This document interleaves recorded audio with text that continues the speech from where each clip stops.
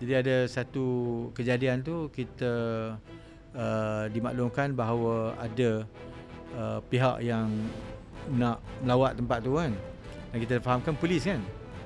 Jadi kita okey lah kalau mungkin dia orang nak buat apa further check and so on. So jadi tim kita tanya ni dia orang ni nak datang check dan sebagainya. Saya kata kalau itu polis shouldn't be any problem. Jadi dia orang pun benarkan. Tapi tunggu lama tak turun-turun tau. Tak turun-turun polis ni. Takkan dia tak balik-balik kan. So bila dia orang pergi check, pergi rumah tu, tak ada siapa pun rumah tu. Itulah. Jadi benda-benda itu kadang-kadang So rupanya bukan orang yang mungkin bukan orang lah. Maknanya memang kejadian-kejadian tu kadang-kadang berlaku tau. Jadi tapi saya nak sebut ni tu bukan orang. La ilaha illallah. You bayangkan itu cabaran seorang pengurusi harta ni jadi gitu. Ini perjuangan, bukan sekadar show. Ayat Ishak Show. Selamat berjuang. Assalamualaikum, salam perjuangan. Anda bersama dengan saya Ahyat Ishak dalam satu lagi episod Ahyat Ishak Show, podcast yang membawa cerita-cerita, berita-berita dan update terkini tentang dunia hartanah dan Ahyat. Berharap sangat podcast ini menjadi rujukan dan menjadi manfaat kepada anda yang berminat dengan dunia hartanah. Dan hari ini Ahyat nak membawa satu tajuk. Tajuknya apa guys? Tajuknya dia berat ni, bunyi macam berat, tapi dengar dulu. Rakyat Malaysia tinggal di apartmen. Adakah kita bersedia? Kerana ini adalah masa depan kita, masa depan rakyat tinggal di apartmen. Adakah kita bersedia? So kita nak berceritalah. Mungkin ada di antara anda yang duduk di apartmen atau kondo atau flat. Ini adalah sesi untuk anda. Dan kita nak membincangkan apa isu-isu yang kita hadapi dan masa depan rakyat Malaysia yang tinggal di hartanah-hartanah jenis strata atau sejenis bertingkat ini. Dan hari ini Ahyat sangat-sangat bertuah. Ahyat boleh katakanlah tetamu kita hari ini adalah tetamu Ahyat yang paling legend, yang paling otai, yang paling Ahyat hormati. Kalau nak baca pengenalan beliau ni memang sangat-sangat syarat dan sangat-sangat panjang kerana beliau adalah seorang yang sangat-sangat berpengalaman dalam dunia hartanah. Kalau ikutkan ada 10 badan yang beliau berdaftar ni, kalau nak sebut satu-satu ni, dan sangat-sangat banyak. Beliau adalah registered valuer, beliau adalah registered estate agent, beliau adalah registered property manager, beliau adalah international certified valuation specialist, of course HRD Corp accredited trainer, sudah dalam industri sejak tahun 80-an. Dan kini beliau nanti Ahyat nak kenalkan beliau. Ahyat nak kenalkan beliau dahulu, lepas tu kita akan lebih mengenali beliau. Orang yang saya sebut-sebut ini ialah the one and only property manager surveyor Haji Ishak bin Ismail. Masya-Allah. Wow, dapat tepukan tangan tu di dalam studio. Wow. Allah, terima kasih. Assalamualaikum Haji. Waalaikumsalam warahmatullahi wabarakatuh. Terima kasih jemput saya. Sama-sama. Terima kasih kerana sudi. Menerima. Saya kena ucap terima kasih ni kerana memberikan peluang untuk datang ke podcast Ahyat ni bukan senang Jadi ini satu penghormatan yang tinggi buat saya, insya-Allah. Terima kasih Haji, dan penghormatan tinggi bagi kami kerana ini kali pertama lah seorang yang begitu heavyweight dalam industri duduk di podcast kami. Ada kisah daripada dulu Haji Ada orang kata, patutlah Ahyat Ishak tu power dalam hartanah. Tengoklah bapak dia. So berlakulah satu desas-desus yang saya ni anak Haji Ishak. Memang betul nama ayah saya Haji Ishak, arwah ayah saya lah. Tapi bukanlah ayah saya, tapi saya anggaplah Haji Ishak ni sebagai ayahanda saya. Dalam hartanah ni Haji Ishak ayahanda saya, dan seorang yang kami sangat-sangat hormati dan sanjungi. Dan banyaklah yang saya belajar daripada Haji. Daripada awal-awal dulu kita buat program kat Bangi dan sebagainya. So kami anggap Haji ni sebagai guru kami lah. Jadi kita nak membincangkan topik ni Haji. Tapi yelah, mungkin ada anak-anak muda atau orang yang bukan dalam dunia hartanah ni yang tidak mengenali Haji Ishak Ismail ni. Ya. Dan kalau nak tengok ni FRISM, MRICS, PEPS, PEPS, FMIP, FM dan banyak lagi ni, ada 10. Jadi sebenarnya siapa Haji Ishak ni yang orang kata the legend ni? Okay, Assalamualaikum warahmatullahi wabarakatuh. Terima kasih Datuk Hayat yang sudi menjemput saya pada hari ini. Saya ni adalah orang biasa saja, ya. yang berjuang dan bergelombang dalam dunia perkhidmatan harta tanah ini sejak 1980-an. Dan sekarang 2026 masih kekal aktif, ya, untuk meneruskan perjuangan dalam sektor harta tanah ini, sama juga dengan Datuk Hayat, ya. Jadi cuma segmen dan fokus kami mungkin sedikit berbeza, tetapi matlamat di ujungnya adalah sama. Ya, untuk memastikan supaya akhirnya kesedaran di kalangan terutamanya rakyat Malaysia, khususnya Bumiputera, terhadap pentingnya pemilikan harta tanah untuk menjaga tanah air sendiri. Jadi pengalaman yang banyak dan syarat kita lihat di negara di negara lain. Kita ambil Palestin. Satu ketika dulu mereka memiliki tanah, tetapi mereka tertarik dan menjual tanah mereka satu persatu, dan akhirnya sehingga mereka hilang apa yang sedang mereka hadapi sekarang. Jadi kita tidak ingin perkara tersebut berulang. Jadi terima kasih sekali lagi kerana menjemput saya. Jadi saya Property Manager Surveyor Ishak Ismail, orang Penang. Orang Penang. Orang Matang Pau. Pematang Pau. Saya belajar dulu dekat Balik Pulau. Oh, Balik Pulau, no. Okey. MRSM Balik Pulau. Masya-Allah, masya-Allah. Saya dulu belajar di sekolah menengah agama Al-Masyhur. Okey. Jadi Penang, dan kemudian ke Kuala Islam Kelang.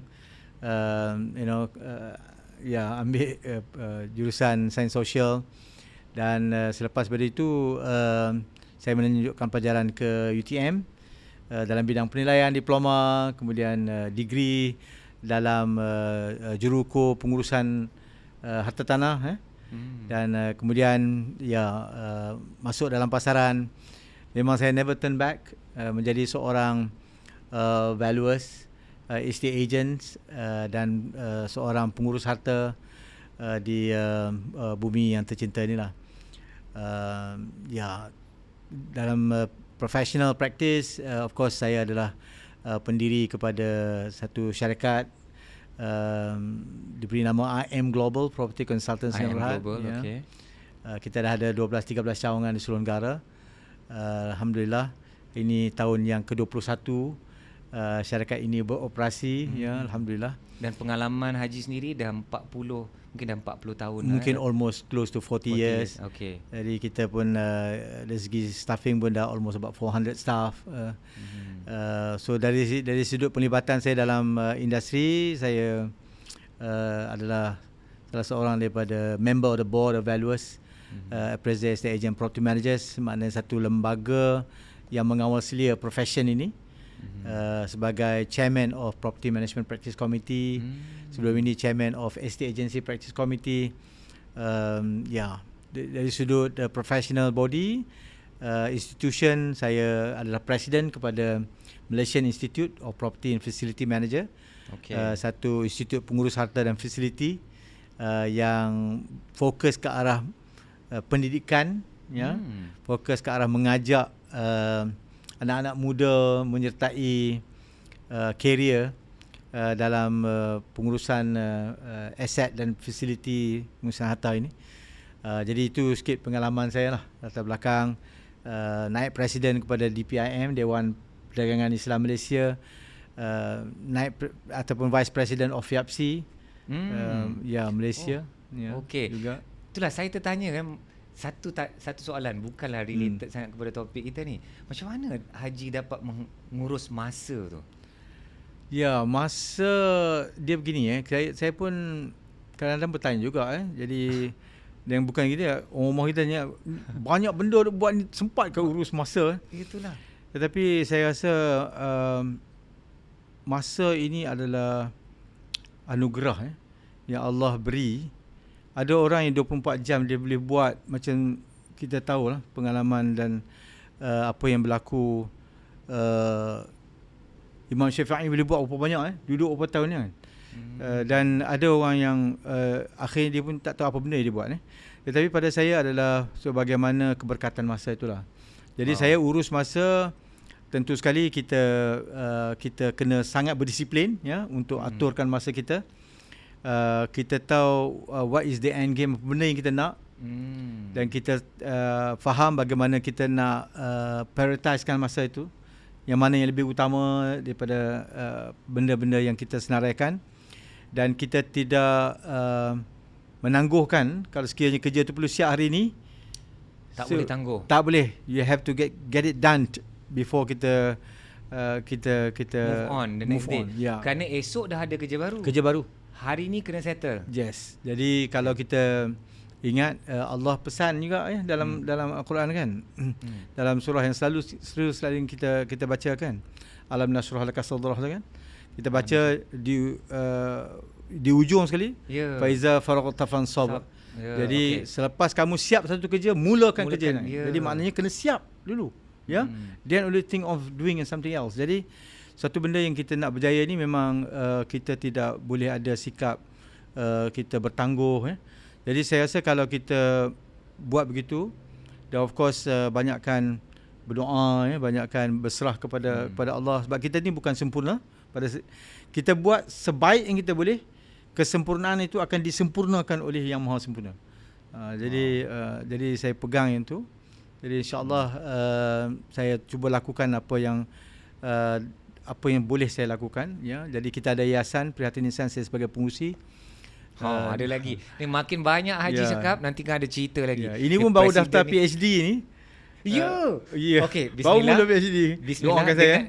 Dengan Dr. Fit dan Dr. Najib, UTM, dan betul. doakan saya juga. Saya tengah memohon juga mengikut Haji. InsyaAllah. Tapi Haji lagi laju, sempat masuk kelas yang baru ni. Saya kena tunggu bulan September. Doakan kita saya. Sebenarnya saya tahu antara rahsia Haji Ishak mengurus masa ni. Haji telah, ni pandangan saya lah Haji Haji telah berjaya membina satu tim. Dan setiap kali saya pergi ke open house atau majlis IM Global, saya ada sedikit rasa cemburu yang baik. Dan Islam pun cemburu tu bagus kerana dia menjadi inspirasi untuk kita menjadi lebih baik. Saya cemburu melihat ukhuwah dan keakraban seluruh tim. Dan tim Haji ni bukan calang-calang orang ni, valuer ni, property manager, otak-otai, orang-orang besar, dan mereka ada kesatuan hati tu dalam IM Global. So sebenarnya itu rahsia Haji. Kalaulah kita dapat jemput Haji Ishak sekali lagi dalam podcast yang lain, tajuknya ialah saya nak tanya Haji macam mana Haji membina tim yang Haji dah bina di IM Global selepas 21 tahun tu. Tapi kita tak boleh nak pergi ke situ. Mungkin kalau sempat lah, selalu tim saya akan pesan, Ahiyat, keep to the topic. Nanti Kang dia jadi 2 jam kan sesi ni. Okay. So Haji, bolehlah kita rangkumkan Haji ni sebagai property manager, surveyor Haji Ishak. Yang tu kita pegang lah. Maknanya deep down inside you are a valuer, you are estate agent, you are a property manager, and in fact business valuation juga. Tapi kita zoomkan kepada property manager and surveyor Haji Ishak. Okay. So topiknya masa depan rakyat Malaysia ialah bangunan strata, hidup di bangunan-bangunan bertingkat seperti apartmen, kondo, flat dan sebagainya. Dan persoalannya, adakah kita bersedia? Jadi pertamanya, boleh tak kita terangkan apa situasi sekarang dalam market? Banyak ke rumah-rumah strata ini? And Ahiyat pun tak naklah menggunakan perkataan strata ni dalam tajuk kerana hanya orang hartanah je yang faham strata-strata ni. Kita faham apartmen, flat dan sebagainya. So berapa banyak skim-skim strata yang ada, berapa ramai pengurus bangunan yang ada, dan sebenarnya kita masih boleh manage ke semua bangunan-bangunan ni? Well, saya kena cerita sikit dia punya latar belakang dulu. Okay. So kita tahu bahawa di Malaysia bukan saja kita lah, di mana-mana negara sekalipun, concentration jobs itu berlaku di kawasan bandar. Okey. Ya. Jadi pengaruh pembandaran ni memberikan kesan yang besar. Ya. Jadi berlakunya penghijrahan daripada kawasan luar bandar ke bandar disebabkan oleh tuntutan untuk membangunkan ekonomi, ya, dan juga peluang pekerjaan. Jadi bila mereka datang, salah satu perkara yang penting untuk diselesaikan adalah di mana mereka nak tinggal. Ya. Okey. Kalau kata usahawan, di mana tempat mereka nak berniaga. Ya. Okey. Dan tentu sekali pelabur bila dia datang ke satu negara, dia akan mencari ibu kota tu. Ya, dia nak address Kuala Lumpur tu, dia nak address Johor Bahru, dia nak address Penang contohnya. Jadi apabila negara kita bergerak selepas merdeka daripada negara pertanian dulunya, kalau disebut pertanian mungkinlah berada di kawasan-kawasan yang luar daripada kota luar raya, ya. Tetapi bila negara kita bergerak daripada pertanian kepada negara industri, ya, kepada negara knowledge economy, dan sekarang kita bergerak kepada negara maju. Jadi perubahan itu menuntut kepada pembangunan yang pesat berlaku di bandar-bandar besar. Dan salah satu cabaran utama kita adalah supply of land ataupun jumlah tanah yang ada di kawasan bandar itu bukan kita boleh tambah pun. Itulah juga jumlahnya, ya. Jadi penyelesaian yang terbaik adalah membangunkan kawasan kediaman disebabkan oleh kekangan tanah daripada mendatar atau horizontal development kepada vertical development ataupun vertical building ataupun rumah yang bertingkat, ya. Jadi rumah bertingkat menggunakan jumlah saiz tanah yang sekecil itu, kita boleh naik tinggi mengikut apa yang diputuskan oleh kerajaan tempatan, ya, sehingga ada yang 40-50 tingkat, you know. Jadi itu memberikan satu kaedah dan cara kehidupan baru di kalangan rakyat kita yang dulu mungkin tidak biasa, tinggal di kampung, rumah sendiri.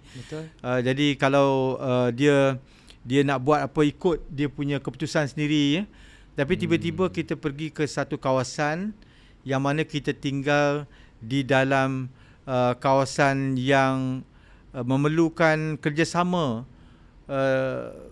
komuniti tersebut, ya. Jadi komuniti itu pula perlu menunaikan tanggungjawab mereka, menunaikan hak mereka, menjalankan hak mereka, dan kuasa-kuasa diberikan melalui undang-undang, sehingga kita ada keterbatasan, ya. Keterbatasan. Ya, dari sudut apa yang kita boleh buat, apa yang kita tak boleh buat. Jadi kehidupan itulah yang sebenarnya cabaran yang perlu kita bincangkan pada hari ini. Menjawab apa yang Datuk sebut tadi, berapa jumlah strata atau berapa jumlah bangunan apartmen yang kita ada ni, kan? Jadi di Malaysia ini saya nak sebut rakyat kita ada 5 juta, 34-35 juta, dan kita bergerak tahun 2045 kepada 45 juta. Itu forecastnya, ya. Dan kita ada 58% daripada keseluruhan unit yang dibekalkan di Malaysia ini. 58% itu terdiri pada bangunan-bangunan yang bertingkat seperti apartmen tadi. Jadi bermakna kalau di town center kita ada lebih kurang dalam 6 million people. Jadi 58% lebih kurang dalam 3 point something tu dah duduk di bangunan yang berserata. Jadi bangunan berserata kita tahu setiap hari itu jumlahnya bertambah. Kita ada lebih kurang 32,000 skim yang ada yang berbentuk bangunan yang bertingkat, kata macam ini. Dan kita ada jumlah penduduk yang semakin hari semakin bertambah dia punya peratusannya, dan dijangkakan urban population ini akan bergerak daripada 58 itu ke 80%, ya. Orang akan tinggal di kawasan bandar yang tentu sekali 80% itu akan diisi dengan bangunan-bangunan yang sifatnya begini. Jadi bermakna apa yang kita bincangkan pada hari ini sangat relevan dan sangat penting sekali. Ya, bagi saya kritikal. Ya. Kepada bukan saja kepada anak-anak muda kepada mereka yang datang umurnya mungkin dulu saya datang ke Kuala Lumpur tahun 2000. Sekarang dah 26 tahun lah kan. Ya. Jadi pada waktu itu kita datang tinggal dulu landed scheme, datang Rumah sini bertanah. terus duduk tinggal di apartmen pada peringkat awal. Jadi saya tahu dan dapat rasakan bagaimana perubahan kejutan budaya itu. Daripada kita tinggal di kawasan yang kita tak payah bayar maintenance charge, kita kena tinggal di kawasan yang tak ada maintenance charge.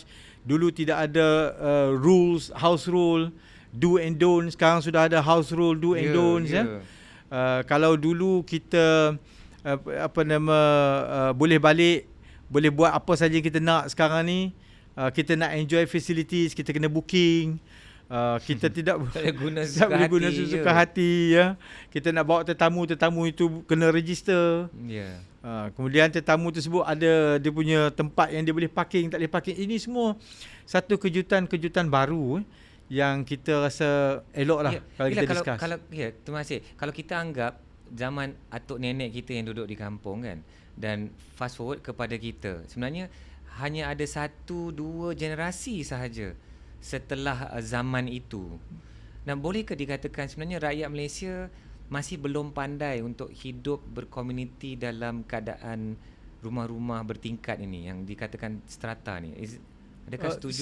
Saya boleh setuju dengan statement tersebut, kerana pendidikan dalam komuniti berstrata atau komuniti ini tidak pernah didedahkan di seusia kita belajar pun. Tak ada. Jadi so apabila ilmu itu tidak diberikan di peringkat awal, jadi dia atas kesedaran sendiri. Okey. Jadi perkara itu saya rasa kita kena berikan fokus. Okey. Sebab kalau kita tidak selesaikan fokus ini, tempat baru yang kita nak tinggal itu akan menjadi nightmare bukan saja kepada kita, mungkin juga kepada orang lain juga. Jadi asalnya kita menjadi orang yang kita rasa bebas, tetapi kemudian kita macam terkongkong. Jadi itu kadang-kadang akan menjadi backlash. Tetapi kalau sekiranya kita faham dalam konsep pembangunan dan komuniti yang bertanggungjawab ini, saya rasa saya sebut istilah komuniti bertanggungjawab lah. Kalau kita faham begitu, sebenarnya dia akan menjadi suatu kehidupan yang sangat indah, kehidupan yang lebih selamat, lebih secure. Dan kita menjadi orang yang dapat membantu orang yang lain, jiran-jiran kita. Sama-sama tengok keadaan masing-masing kan, dan menjaga. Okey, Haji, katakan sekarang ni kita tak nak belajar ilmu bagaimana nak hidup dalam bangunan-bangunan strata, dan kita pun tak anggap perkara ini satu benda yang penting. Boleh tak kita bercerita masa depan Malaysia dalam keadaan yang kita tidak menjaga keadaan di bangunan-bangunan strata? That means boleh tak kita cerita the dark side of the future if we don't do anything right now? Apa yang akan berlaku kat Malaysia? Apa yang korang duk cakap penting sangat ni, nak tahu macam nak hidup berkomuniti, macam mana nak tahu undang-undang dan kesefahaman dalam komuniti itu. Apa yang boleh berlaku? Dia begini, kalau sekiranya kita bayangkan kalau kita tinggal di satu kawasan yang kawasan itu tidak diuruskan dengan sempurna. Okey, bangunan-bangunan tu tidak ada orang yang kutip sampah. Okey. Kolam yang ada tidak dibersihkan, bilik elektrik itu tidak disenggara. Puncanya kenapa? Kerana semua pakat tak nak bayar kan. Bayangkan kalau kita tidak ada ilmu yang tersebut, kalaupun kesedaran tu, kita tidak ada securities yang nak jaga keselamatan kita, ya. Jadi orang boleh bebas masuk, kecurian boleh bebas berlaku. Bayangkan keadaan bangunan yang tidak pedulikan, tidak dijaga oleh komuniti tersebut, bukan nak tunggu 30 tahun Saya rasa 10 tahun itu maksimum yang you boleh tinggal duit tentu sekali kita perlukan setiap oleh pengurusan untuk nak uruskan. Kalau sekiranya bangunan tu dibiarkan macam bangunan terbiar, kalau kita tak uruskan, bayangkan bagaimana kita nak tinggal di kawasan yang mana tangga itu bukan kita punya, lift itu bukan kita punya, padang bukan kita punya, laluan berjalan kaki hingga bukan kita punya. Bayangkan kalau kawasan ini yang disebutkan sebagai kawasan bersama ini tidak ada orang yang jaga. Kenapa dia tak jaga? Kerana dia tidak ada keuangan. Keuangan itu datang daripada orang yang tinggal di kawasan itu. Kalau semua nak jaga rumah sendiri saja, petak unit sendiri saja, tetapi tidak mahu menyumbang untuk kita nak menjaga kawasan bersama, penggunaan bersama ini, maka pembangunan ini akhirnya akan jadi slum. So okey, bayangkan itu satu bangunan. Lepas tu berpuluh-puluh bangunan, beratus-ratus bangunan dalam keadaan macam ni. Adakah ini yang digambarkan the vertical decay of a city? That is the vertical decay of the.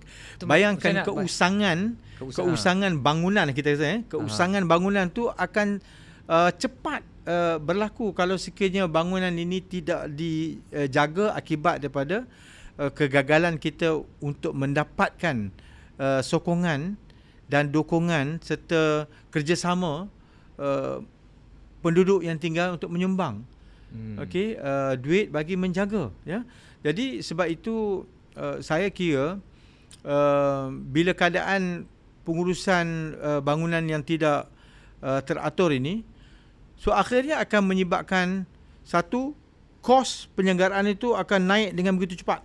Bayangkan kalau kita biarkan sehingga semua rosak, suddenly kita nak baiki, cost is very high. Lagi-lagi lift kan? Yes. Bayangkan lift yang benda-benda yang besar ni, bumbung dah tercabut, waterproofing dah collapse. Jadi bila keadaan ini berlaku, so akhirnya orang pun dah tak minat kat situ kan. Orang akan cari kawasan lain kan. Jadi bila permintaan itu merudum, rumah tak dapat disewakan kerana fasiliti tu teruk dan sebagainya. Bila tak dapat disewakan, duit pun tak cukup untuk nak bayar ke bank. Rumah tu mungkin kena lelong. Bila dilelong kali pertama, kali kedua, kali tiga tidak ada orang yang nak sambut, turun lagi Bila panggil seorang penilai nak buat penilaian how much the value of my property, tentu sekali lah rumah jadi rumah busuk kan. Jadi kalau keadaan jadi macam ni, apa nak berlaku pada masyarakat yang tinggal di kawasan tu? Akhirnya akan jadi sarang kepada penagih. Akan jadi kawasan yang memang ditinggalkan kan.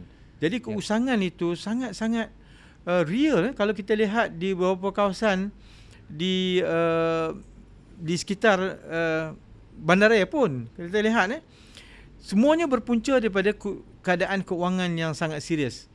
Kerana seorang atau beberapa orang yang merasakan bahawa disebabkan aku tak payah ni lah, you don't provide the service, I won't pay. Ya, dan kalau saya seorang tak bayar pun tak apa, yang lain pun bayarkan untuk saya. Betul.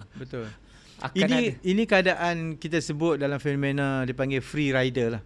Jadi kita free ride Jadi kita kira nak naik percuma je kan. Jadi tapi kalau kita pergi ke kedai makan, bayangkan kita pergi kedai mamak, kita makan, ambil makan dah sedap, lepas tu selamba je keluar, tutup kedai mamak tu. Ya. Kan? Kalau tak mampu dia macam mana kan? Jadi kalau bangunan pun begitulah juga. Tapi kita tak ada rasa macam mana. So itu adalah bayangan ngeri sekiranya situasi sekarang ni tak diperbaiki. Adakah kita dalam arah kepada mencapai senario kebaikan, atau kita sebenarnya dalam trajectory menuju kepada the vertical decay ni sebenarnya kat Malaysia ni? Alhamdulillah, saya boleh kata Malaysia adalah salah satu negara contoh kepada rakan-rakan di Asia kita. Kita ada undang-undang yang very comprehensive to handle this issue.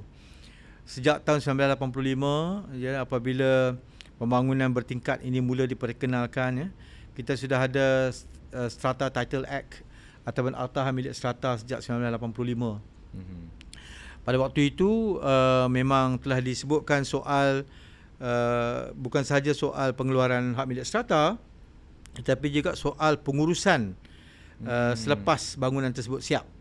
Okey. Jadi dia panggil post construction punya management activity, iaitu bangunan selepas siap. Selepas itu kerajaan terus melihat bagaimana komuniti berserata ini ya, ataupun komuniti yang tinggal di kawasan yang bertingkat ini perlu diberikan rangsangan. Jadi kerajaan come up with another law ya, iaitu Common Property Act ataupun Common Property Act Maintenance Management tahun 2007.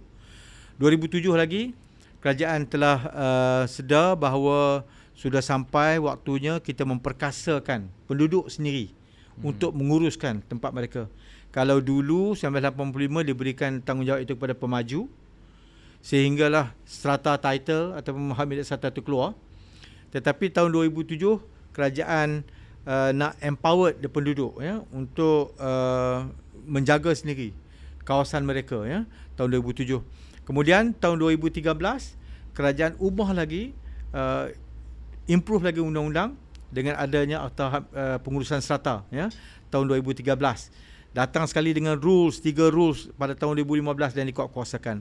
Dari sudut undang-undang, kita telah ada satu undang-undang yang sangat komprehensif. Wow. Ini sudut undang Tapi ada tapi dia. Okey. Tapi dari sudut kesedaran, itu kita perlu pertingkatkan. Kita perlu kaedah dan cara macam mana kita nak pastikan supaya rakyat kita sedar tentang tanggungjawab mereka seawal usia yang muda. Itu yang kita kena tekan, isu pendidikan. Isu penguatkuasaan. Okey, selalunya ceritanya penguatkuasaan. Okay. Penguatkuasaan kita di Malaysia, unlike Singapura, tidak seperti negara sebelah kita, Singapura. Kalau di Singapura, sekiranya anda telah membuat satu keputusan besar tinggal di kawasan yang berstrata atau kawasan apartmen ini ya, dan anda enggan untuk menunaikan tanggungjawab membayar maintenance charge atau charge penyelenggaraan ni, maka anda boleh disifatkan sebagai melakukan kesalahan jenayah. Wah, di sana. It's a criminal offence. Sebab awak seolah-olah mencuri hak orang lain. Betul tak? Wow. Jadi you enjoy all the facility, tapi you tak bayar. Tapi you tak nak bayar. Sama tak dengan orang yang pergi makan kedai mamak dan tak mau bayar? Ya. Sama lah juga kan. Atau ambil kan. barang tak nak membayar. Ambil barang. So, dikira jenayah. Jenayah. Okey, saya tak pernah tahu. Dan boleh ke benda tu implement kat Malaysia?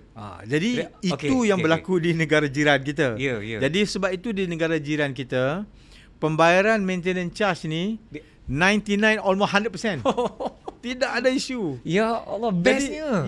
Jadi sebab itu kalau kita pergi ke Singapura, bangunan dia walaupun berusia 40-50 tahun dijaga dengan baik sebab ada duit.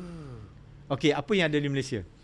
Di Malaysia ini, kita dari segi persatuan memang kita bagi tahu supaya kerajaan perlu membuat pertimbangan untuk memastikan supaya tanggungjawab membayar ini sama seperti mana tanggungjawab mereka membayar cukai tanah. Tanggungjawab mereka membayar cukai pintu. Kalau cukai tanah dan cukai pintu tu ayat tak bayar, kerajaan boleh buat apa? Ya, dia boleh, apa perkataan tu? Dia boleh rampas. Ya. Tapi kalau kata you tinggal di kawasan apartmen, dia tak buat bayaran maintenance charge, apa yang boleh dia buat? Hantar surat je lah. Dia hanya boleh melelong harta alih sahaja. Kerusi meja, TV. Kadang-kadang bukan you punya pun. You beli pun daripada court memo. Bayar bulan-bulan. Kan? Tak habis bayar pun. Ya, jadi bila you nak buat lelongan, satu isu nak pergi simpan di mana? Storage. Siapa yang nak bayar cost storage? Jadi it's not workable. nak sentuh, nak lelong, nak rampas, tak ada undang-undang tu. Jadi disebabkan itu, mereka-mereka yang so called tidak bertanggungjawab lah kita panggil Yang nakal-nakal ni. yang nakal-nakal ni, jadi mereka main tarik tali lah. Okey. Dia kata kita cuba tak bayar sebulan 2 bulan, tengok apa yang berlaku. Sebulan 2 bulan, aku masih boleh masuk rumah, Boleh guna dan swimming pool, boleh pergi Ya. gym. jadi tak ada masalah pun. Dia bagi tahu kat jiran dia, aku dah 2 bulan lah tak bayar. Okey je, kau cuba tak bayar. Kawan dia kata bagus juga kalau tak bayar, boleh guna duit tu beli tu untuk benda lain kan.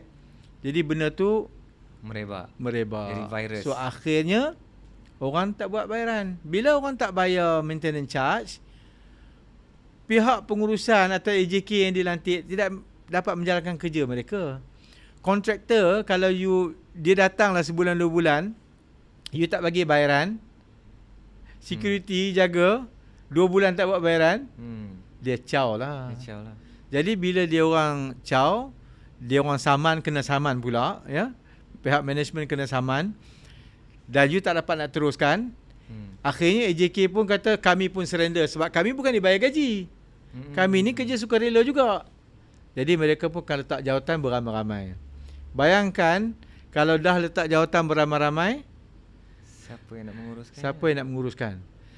Ini perkara yang mengakibatkan situasi yang the worst case scenario lah. Okay. So kalau kat Singapore tu 99% plus lah is Ya. collection. Ya. Agak-agaknya kat Malaysia ni kalau a well run strata unit, Alhamdulillah kalau when run, saya kata kalau high end ni High end. memang 90% and above. so high end ni dari tidak. segi harga ke? So yang mungkin 800,000 Ya, juta ke 800,000 dan 1 juta ke atas. So maintenance fee bayarannya Biasanya above 90%. I would say 95%. Sebab kebanyakannya mereka yang di dalam kategori ni, satu, mereka tidak ada masalah dari sudut dia punya pendapatan, ya, isu pendapatan tak ada isu So mereka mungkin T20 atau kelas maybe T10 jadi isu tu tak ada. Jadi dia orang buat bayaran. M40 atau kelas yang begini, pendapat collection biasanya direkodkan dalam 60 hingga 80%, ya. Ouch. Ya. Kalau 60% tu Jadi 60 tu dah agak sakit sebenarnya. Jadi 60 hingga 80% masih bolehlah, just ngam je lah, ya. Untuk nak barely survive. Tapi nak simpan duit untuk capex dan sebagainya tu ada cabaran sedikit. Tetapi yang sangat membimbangkan adalah kategori B40. So berapa Dia pula? satunya dia, ya, saya rasa kebanyakannya mungkin dalam kategori dalam 40-50%, maybe less than that, ya. Jadi kutipan hanya 40-50 40 atau lebih rendah. atau mungkin lebih rendah, ya. Itu kalau sekiranya mereka ini tidak dibimbing, ya, tidak diberikan satu ilmu dari sudut bagaimana mereka nak menjalankan tanggungjawab mereka, kesedaran kepada pemilik dan penduduk. Jadi benda ni kena berterusan. Sebab itu tugas yang dijalankan oleh pihak COB lah kita panggil, kan, Suruhanjaya Bangunan ni, satu tugas yang sangat-sangat berat, ya. Dan kebanyakannya masa yang diperuntukkan oleh unit Suruhanjaya Bangunan ni untuk handle this B40 punya segmen ni. Jadi sebab itu saya always refer ataupun rujuk rumah kos rendah lah kita, kos rendah, kos parendah ni, seperti mana rumah HDB flat lah di Singapura. Kalau HDB tu dia di bawah seliaan kerajaan sendiri, ya. Jadi mereka sendiri yang jalankan, ya, soal pengurusan ni, ya. Tapi dia orang ada undang-undang yang sangat tegas, kan, dan penguatkuasaan yang sangat tegas, ya. Tapi di Malaysia kita memang setakat ini belum ada cadangan, ya, untuk kerajaan sendiri come forward and jaga rumah-rumah kos rendah ni lah. Sebab isu kos rendah ni, Datuk Ahyar, memang dia isu sosial lah saya kata, Dia isu yang melibatkan tanggungjawab sosial itu, saya rasa lah. Jadi pada saya kedua-dua pihak sama ada pihak penduduk pemilik dan juga pihak kerajaan kena cari jalan ni. Kena cari jalan ni. Isu utama adalah isu kutipan. Jadi kalau sekiranya isu kutipan itu dapat diselesaikan, maka kita boleh melihat satu perubahan yang baik. Tapi saya tak kata semua begitu. Ada di kalangan mereka yang tinggal di sini yang memang ada kesedaran yang tinggi, masing-masing bersikap buat kerja secara bertanggungjawab, gotong royong. Gotong royong, okey. Jadi saya rasa itu alhamdulillah survive. Tapi kalau untuk yang peringkat yang lain-lain yang rasa perlu dia ni, kerajaan perlu ambil pendekatan. Rasanya dalam semua strata bangunan bertingkat macam flat atau apartmen yang kos rendah, rasa-rasanya berapa peratus yang diurus dengan baik, yang mendapat kutipan bayaran bulanan yang baik, dan berapa peratus yang tidak rasanya?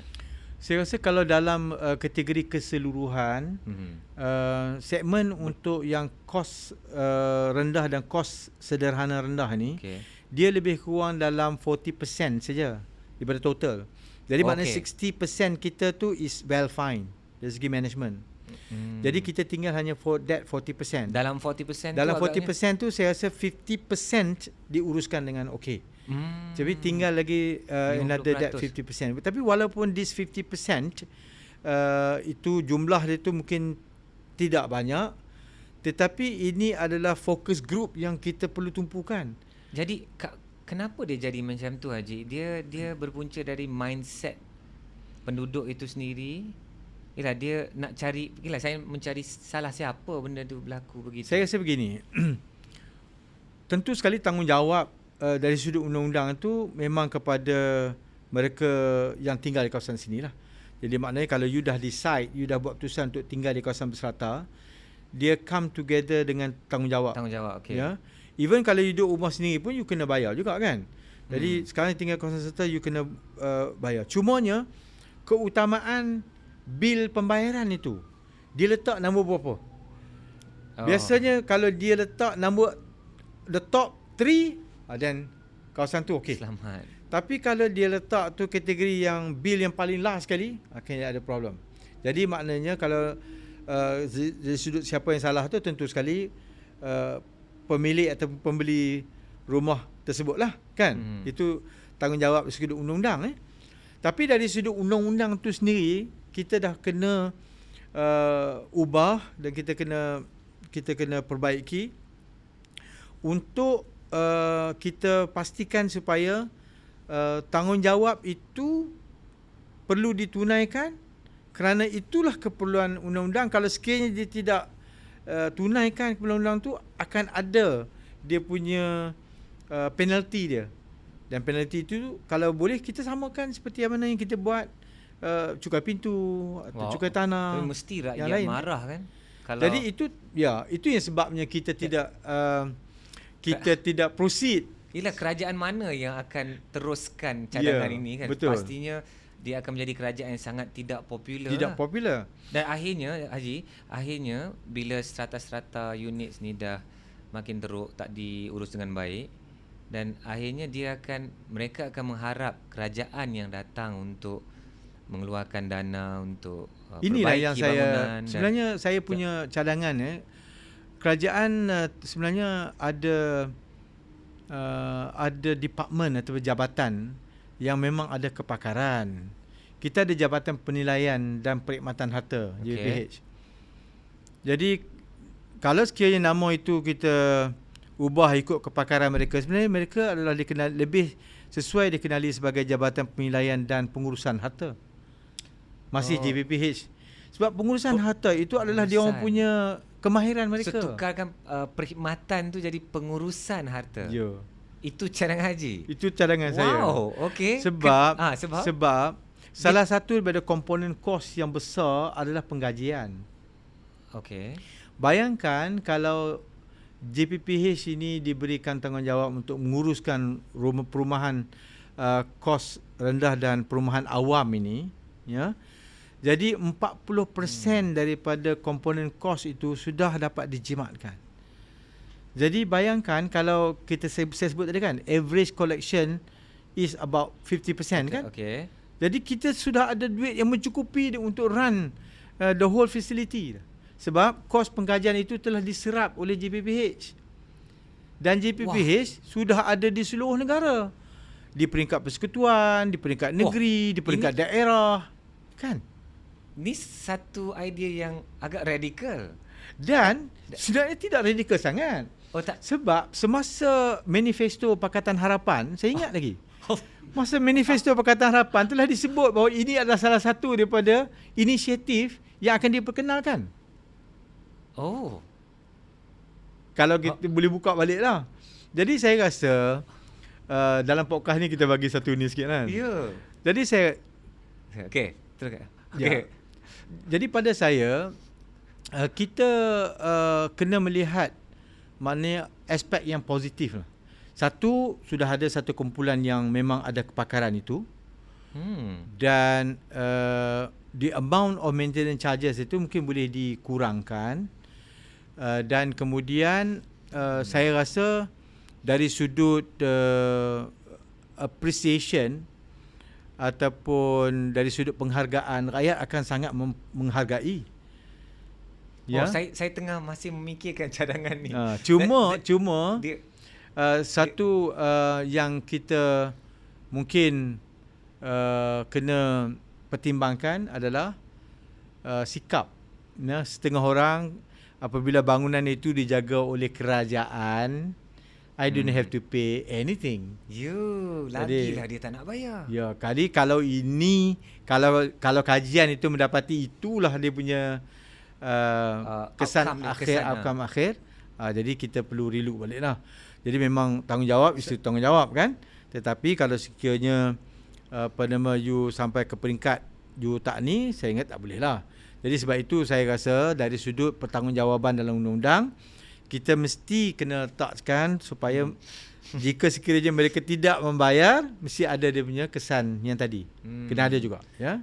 Tapi saya memikirkanlah, ni pendapat saya lah Haji, kalau dalam keadaan sekarang pun mereka susah nak membayar, saya rasa nanti kalau kerajaan yang menguruskan bangunan-bangunan strata kategori tertentu, mereka lagi teruk tak nak membayar tu. Dan saya itu pandangan saya, kerana itu pun perangai yang ada sekarang. Tapi yalah, kita bercakap tentang bayar ni. Sebenarnya tanggungjawab siapa sebenarnya untuk menjaga bangunan ni? Ya. Okey, kita ulas ni dulu sebelum ada beberapa soalan-soalan lain yang saya nak tanya. So dalam mengurus bangunan ni, kerana masa depan rakyat Malaysia tu akan berada dalam bangunan-bangunan berstrata bertingkat ni, sebenarnya tanggungjawab siapa yang menjaga ni? Okey. Sebenarnya pengurusan hartanah ni atau pengurusan bangunan ni kita kata dia memang daripada tanggungjawab asas hakikinya perlulah diuruskan oleh pemilik itu sendiri. Pemilik betul tak? Pemilik itu sendirilah. Katakan satu unit strata ni ada macam bangunan 300 Datuk pemilik. ni, Datuk sendirilah yang uruskan kan. Maknanya segi penjagaan, kalau sekiranya ada kerosakan kena baiki sendiri. Ya betul. Bagi semua kan. Selalu bocor. Ya. Jadi kena cari kontraktor sendiri dan baikilah. Ya betul. Jadi asasnya adalah setiap orang perlu ada pengetahuan bagaimana menjaga rumah sendiri. Betul? Okey, itu asasnya. Okey. Tapi apabila kita berada di kawasan perumahan yang berstrata ataupun kita berkongsi harta bersama ini, tentu sekali setiap orang nak jaga rumah dia, unit dia, dan waktu yang sama dia juga nak kena jaga kawasan harta bersama yang sangat besar ni. Tentu sekali memerlukan ilmu dan kepakaran dan kemahiran yang lebih luas lagi. Jadi di situ kita lihat bahawa pihak pengurusan yang dipilih ya untuk mengemudi aspek menjaga harta bersama itu, dan harta bersama itu adalah milik Perbadanan Pengurusan. Dia ada geran dia sendiri, dan geran itu didaftarkan, geran hak milik bersama itu didaftarkan di atas nama Perbadanan Pengurusan. Macam kita menjadi pemilik kepada petak kita tu, kita ada geran strata, begitu juga strata untuk kawasan bersama pun ada dikeluarkan dan didaftarkan di atas nama Perbadanan Pengurusan, ya. Jadi Perbadanan Pengurusan, prinsip asasnya mereka kena jaga kawasan mereka atau harta bersama lah. Tapi kalau sekiranya mereka tidak ada kemahiran yang mencukupi, tidak ada masa yang banyak kerana masing-masing ada kerja hakiki, ya. Jadi mereka boleh memilih pihak ketiga, ya, untuk menguruskan harta tersebut bagi pihak mereka, ya. Dan jika sekiranya mereka berbuat demikian, maka kita ada satu undang-undang di Malaysia, ya. Dan undang-undang di Malaysia ini menyebut bahawa pengurusan harta ini boleh dijadikan sebagai satu profession, ya, dan dikawal selia oleh satu badan. Badan itu dikenali sebagai Lembaga Penilai Pentaksi Ejen Harta Tanah dan Pengurus Harta di bawah Kementerian Kewangan, dan mereka ditubuhkan melalui satu akta yang diluluskan oleh Parlimen, iaitu Akta Penilai Pentaksi Ejen Harta Tanah dan Pengurus Harta 1981. Okay. Jadi 19 berapa? 81. Lama dah, ya. 1981 lagi kan. Jadi profession ini telah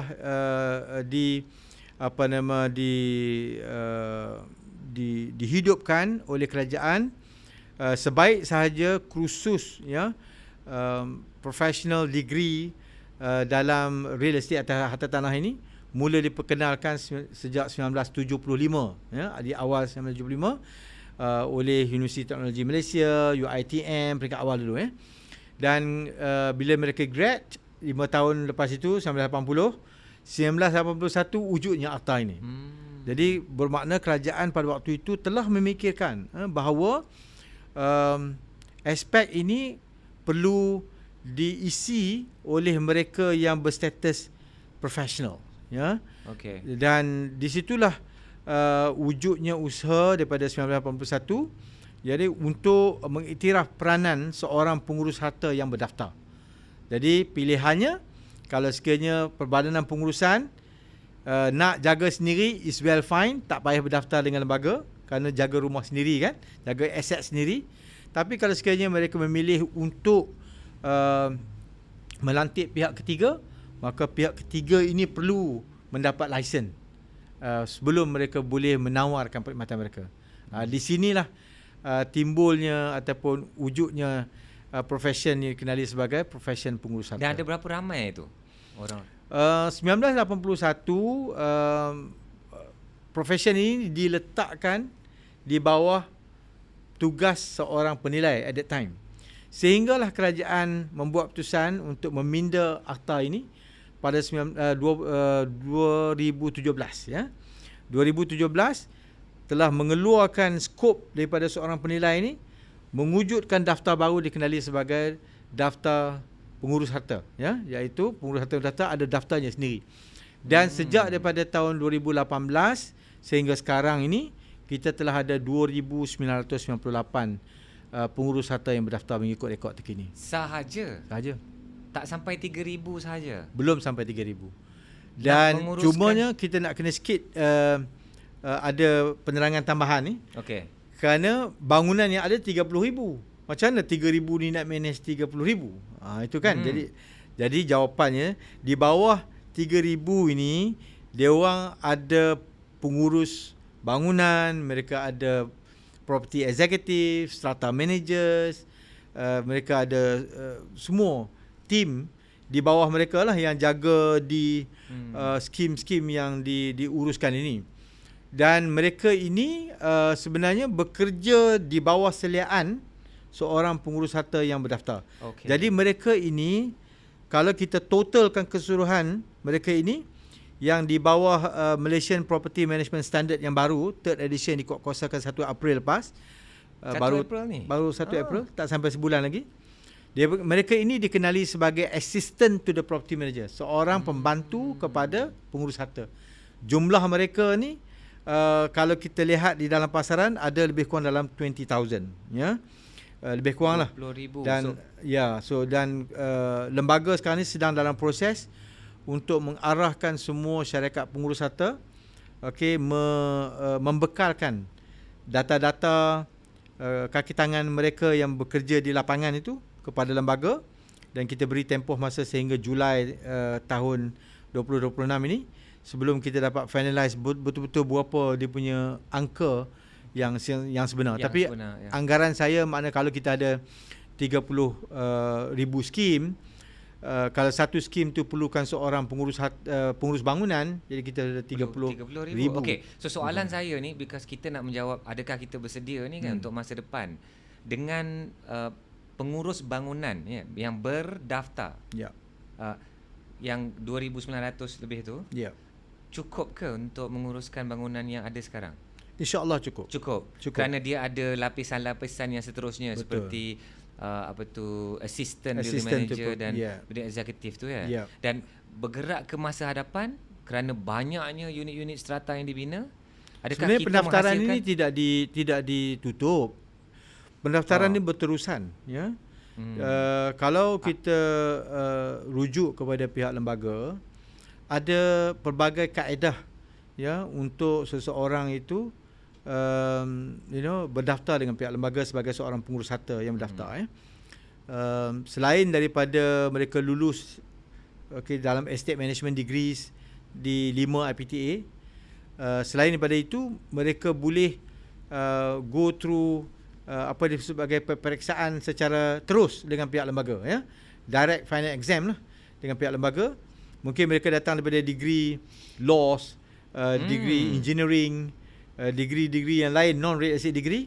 Mereka boleh ambil exam, ada lebih kurang dalam 10 subjek, dan kalau sekiranya dapat pengecualian daripada pihak lembaga mungkin less than 10, jadi mereka ambil subjek tersebut, lulus, dan selepas lulus mereka dah boleh mula berdaftar sebagai pengurus harta percubaan, dan 2 tahun diselia oleh seorang pengurus harta yang berdaftar, kemudian mereka boleh berdaftar menjadi seorang pengurus harta yang berautoriti lah ataupun berdaftar. Selain daripada itu, pihak INSPAN, Institut Penilaian Negara juga, ya, telah mengorak langkah memperkenalkan satu kursus yang selepas tamat kursus ini, sijil mereka itu telah diiktiraf oleh pihak lembaga sebagai equivalent to degree in real estate. Dan kursus ini cohort yang pertama telah dan sedang berlangsung sekarang, dikenali sebagai Certified Property Management Program, CPMP. So CPMP ni adalah satu route atau kaedah juga untuk menggalakkan, ya, lebih ramai lagi yang berminat untuk jadi seorang pengurus harta berdaftar, terus berdaftar. Jadi bermakna angka 2,998 tu tidak akan berhenti di situlah. Dia mungkin akan bergerak kepada 3,000, mungkin 4,000 akan datang dan sebagainya. Jadi as the nation progress tu, kita akan pun ada supply yang baru. Jadi ya. Dan kumpulan baru ni lah yang kita kena sediakan untuk berdepan dengan isu-isu masa depan. Betul. Dan banyak perkara yang saya lihat, cabaran pengurus bangunan ni di masa hadapan Malaysia. Sebagai contoh, room rental, Airbnb, sekarang ni dengan isu sewa kemah dalam unit-unit strata yang sedang viral sekarang ni. Dan semua itu kita akan bincangkan selepas break kita, dan kita berjumpa selepas break ini.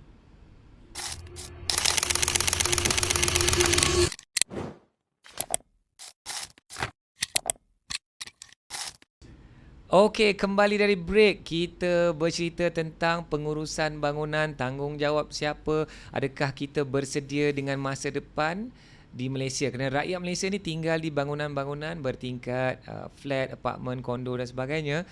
Dan saya sangat-sangat bertuah, kami sangat-sangat bertuah bersama dengan the one and only Property Manager Surveyor Haji Ishak Ismail. Okey, Assalamualaikum. Sekali lagi. Welcome back ke bahagian kedua. Jadi banyak cabaran sebagai property manager. Dan kita pun dah menceritakan isu-isu dia dari awal. Sekarang ni agak-agaknya ada tak apa-apa pengalaman ni sebagai property manager yang menjadi satu memori terindah atau terpahit? Terutamanya lah kita membeli bangunan, membeli rumah, kita risau. Kadang-kadang ada juga yang cerita tentang kes-kes yang berlaku di salah satu kawasan, pembunuhan ke, ada isu-isu mistik ke. Ada tak apa-apa pengalaman Haji sendiri? I think memang sepanjang saya terlibat dalam bisnes ini ataupun menjalankan tugas sebagai pengurus harta ni, pelbagai cabaran lah ya. Kita ni mengurus bangunan ni bukan sahaja bangunan tu yang kita urus, kita uruskan manusia dalamnya. Urus bangunan tu senang. Urus bangunan okey je. Jadi dia tak boleh, dia ada sistemnya, jadi kita ikut dia punya jadualnya, spesifikasi. Tapi manusia yang berada dalam bangunan itu adalah cabaran terbesar sekali. Wow. Okay. Dan selain pada manusia yang ada dalam tu, ada juga makhluk lain. Oh, okey. Yang juga ada dalam bangunan tersebut. Wow. Terutamanya rumah-rumah yang terbiar kan? Ya, terutamanya kawasan-kawasan yang keusangan yang melampau. Jadi ada satu cerita di Penang ni. Saya masa tu kita dilantik lah oleh pihak COB pihak Pesuruhjaya Bangunan untuk kita ambil alih satu tempat sebagai ejen pengurusan. Ejen pengurusan ni biasanya dilantik untuk kawasan-kawasan yang mana AJK dah resign en bloc, tak nak jaga lagi, ada banyak problem. Ini nak datang rescue lah ni. Kita macam datang rescue lah. Okey. Jadi tugas kita adalah untuk bring everything back, stabilkan keadaan. Itu sebelum nak perbaiki. Betul.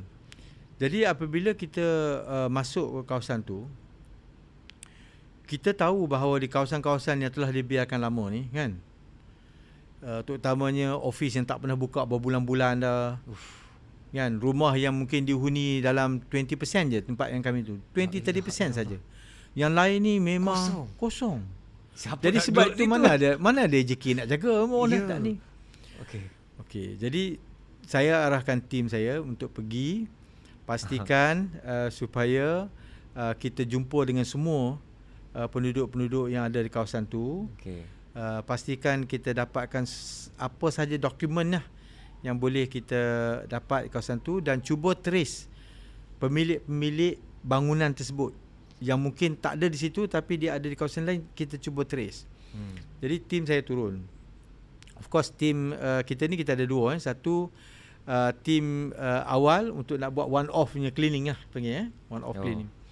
Jadi tim one off ni bila dia pergi of course bersembang dengan penduduk-penduduk di situ. So dia sebut kita, ini lift ni hati-hati nak naik nanti dia boleh naik sampai tingkat 10. Lepas 10 tu nanti kalau you cuba nak naik juga dia ada problem. Dia sebut gitu je. Jadi kita punya problem tu maknanya mungkin dia punya rope ke, dia punya apalah. Sistem dia lah. Jadi kita pun tim kita kita akan buat check dia tu. Biasanya bilik lift ada di atas sekali. Allah. Di tingkat paling atas kan, dia kat bumbung ke atas sekali. Ya. Jadi dia orang nak kena pergi atas sekali, naik di atas bumbung tu. Ya. Jadi saya kata memang kena naik lah, pasal kita nak kena check ya. Dah berapa lama bilik lift tu tak disenggara kan. Kita kena check. Jadi dia orang pun yalah atas arahan bos ni kena pergi jugalah kan. Jadi apa yang berlaku pada hari itu bila kita nak pergi, kawan tu dia cuba untuk naik ke atas tu, dia melalui satu tangga yang kecil dan naik atas tu kan. So bila kita naik so ada kunci tu of course lah kita cuba buka dia punya mangga dia semua boleh buka, tapi pintu masih tak boleh buka. Pintu tak boleh buka. Okey. You bayang dah semua dah habis dah, lerai dah kunci, tapi you tolak 2 orang 3 tak boleh nak buka juga. Wow. Ini apa sangkut ni kan? Kita nak pergi bilik lift kan. Jadi saya kata ini bukan dah ni. Balik dulu. Jadi apa yang kita buat, memang kita nak kena bersihkan tempat tu. Maknanya bersih ni bersih daripada gangguan. Bersih daripada gangguan. Maknanya memang tempat-tempat yang ditinggalkan lama ni, makhluk-makhluk ni dia akan ambil tu sebagai tempat dia lah kan. Dan nak membersih tu ada vendor atau kontraktor atau specialist. Memang kita sebagai pengurus harta ni memang kena kenal jugalah dengan mana ustaz-ustaz mana yang boleh ruqyah tempat dan sebagainya. Kena ada tu. Dan akhirnya di tempat tu kita panggil ustaz, kita ruqyahkan. So alhamdulillah akhirnya memang boleh buka lah. Boleh buka. Tapi tim kita tu memang kita pastikan lah. Jadi mereka ni terus tabah lah kan. Tapi alhamdulillah solatnya cukup. Tim saya okey lah. Okey lah okey. Tapi maknanya memang tempat-tempat yang ditinggalkan begitu lama ni itu perkara yang agak normal. Ada satu tempat yang kita jaga ni memang kes bunuh Kes bunuh ni kadang berlaku di tempat dan biasanya orang tak boleh nak akses kerana polis kes tempat tu polis seize dan sebagainya. Jadi apabila kita nak uruskan tempat-tempat yang macam ni, dia ada SOP yang agak ketat lah. Agak ketat Kita tak boleh nak simply untuk allow orang nak pergi dan sebagainya kan. Jadi ada satu kejadian tu kita dimaklumkan bahawa ada pihak yang nak melawat tempat tu kan. Dan kita fahamkan polis kan. Jadi kita okey lah kalau mungkin dia orang nak buat apa further check and so on. So jadi tim kita tanya ni dia orang ni nak datang check dan sebagainya. Saya kata kalau itu polis shouldn't be any problem. Jadi dia orang pun benarkan. Tapi tunggu lama tak turun-turun tu. Tak turun-turun polis ni. Takkan dia tak balik-balik kan. So bila dia orang pergi check, pergi rumah tu tak ada siapa pun rumah tu. Itulah. Jadi benda-benda itu kadang-kadang so rupa-rupanya bukan orang yang nak mungkin pergi rumah tu. Bukan orang lah. Maknanya memang kejadian-kejadian tu kadang-kadang berlaku tau. Jadi tapi saya nak sebut ni tu bukan orang. La ilaha illallah. You bayangkan itu cabaran seorang pengurus harta ni jadi gitu. Itu belum lagi kita sebut pengurus harta yang paksa berdepan dengan gangsterism. Okey. Kan? Yang tinggal di bangunan tu yang mereka ni ada daripada kumpulan-kumpulan yang bergaduh dan sebagainya kan. Itu memang itu cabaran lain lah. Yang mana lagi senang nak handle tu? Makhluk yang saya rasa manusia ni lagi susah nak diuruskan. Saya rasa makhluk tu senang je. Kita panggil, dia pun faham kan. Kalau kita ni dia pun pergi pindah tempat lain yang kan. Manusia tak faham. Tapi kalau manusia ni susah. Saya selalu tertanya bila kita nak membawa makhluk-makhluk ni, dia akan hantar ke satu tempat, betul? Tapi ke mana tempat tu kita tak tahu Selalunya ke hutan-hutan sebenarnya ke pantai. Sebenarnya golongan ustaz kita faham lah. Dia orang yang ruqyah punya kawasan dia orang memang tahu dah nak hantar ke mana nak pujuk ke mana nak pergi kan. Jadi saya pun taklah tanya detail sebab kita budak dari rumah dan tak nak belajar tak nak tahu. Okeylah, asalkan dia dah tinggalkan tempat saya dah happy. Dia pergi mana kalau dia pergi hantar kat tempat rumah orang lain pun tak apa. Ya betul. Tapi okey, so banyaklah cabarannya. Antara apa cabaran utama pengurus harta? Apa cabaran utama? Cabaran harta ni dia kena ada soft skill dengan hard skill. Jadi the soft skill tu saya relate kepada people management. The hard skill ni nak jaga bangunan. Okay. Jadi cabaran yang paling utama seorang pengurus harta ni adalah bagaimana kita nak menawan hati orang yang tinggal di dalam kawasan perumahan berserata ni atau kawasan perumahan yang mana kita tahu mereka datang daripada pelbagai latar belakang kan. Jadi the interpersonal skills, relationship itu adalah sesuatu yang sangat-sangat mustahak lah. People skill tu yang lebih penting daripada technical skill.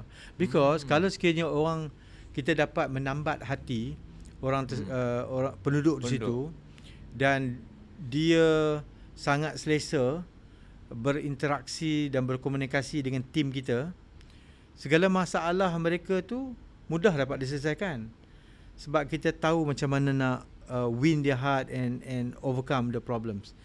Tapi kalau sekiranya kita gagal itu, dia resist, dia melawan, dia tak bagi kerjasama, you tak boleh solve that problem. Bila you tak boleh solve that problem, contoh macam interfloor leakages, kebocoran antara tingkat. Kebocoran antara tingkat ni dia memerlukan kerjasama owner tingkat atas dengan owner tingkat bawah. Yang merana orang tingkat bawah. Ya. Yang tak nak bagi kita access orang tingkat atas. Yo. Orang tingkat atas kata, apa hal, aku bukan ada masalah pun. Yo. Jadi you jangan datang I punya unit, okey? Ini bukan masalah I. Ini bukan saya punya masalah. Jadi bila kita tak dapat masuk unit tersebut, kita tak dapat nak tahu tentang punca yang kita nak repair kan. Jadi mungkin waterproofing problem, mungkin common pipe punya problem. Yeah. So how do we know? Jadi ini isu yang saya sebut tadi, people skill lah. Tapi kalau skillnya kita memang ada skill, kemahiran baik dengan semua penduduk dan mereka beri kerjasama, itu just over the call, no problem, datang. Jadi ini semua adalah cabaran yang kami terpaksa hadapi lah. Haji yang pasal interfloor leakage tu, dia sangat dekat dengan hati saya kerana saya lah pemilik unit atas. Oh ya. Ya. Dan Haji, dia salah satu benda yang sangat perit nak dilalui.